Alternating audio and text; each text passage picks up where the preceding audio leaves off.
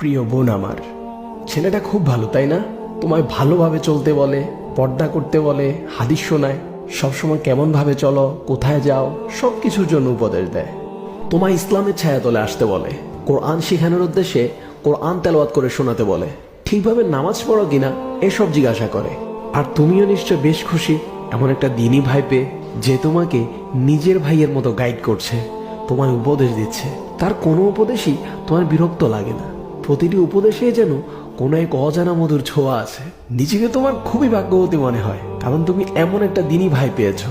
আর ভাই, তুমিও নিশ্চয় খুব খুশি এমন একটা বোন পেয়ে, যে তোমার সব কথা শুনে। আচ্ছা ভাই কিংবা বোন, যদি সে দিনদারি হয়, তাহলে সে তোমার সাথে কেন কথা বলে?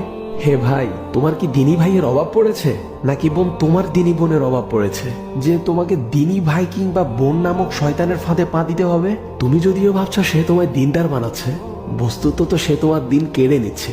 তুমি কি জানো না, নন মাহরাম কারো সাথেই কথা বলা জায়েজ নেই, হারাম।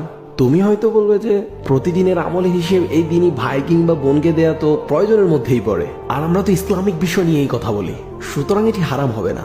বোন, তুমি কেন বুঝো না? এটি নিতান্তই ইসলামের নামে শয়তানের একটি মরীচিকা মাত্র। তুমি নামাজ পড়ার আগেও জিনা করছো, নামাজ পড়ার পরও জিনা করছো।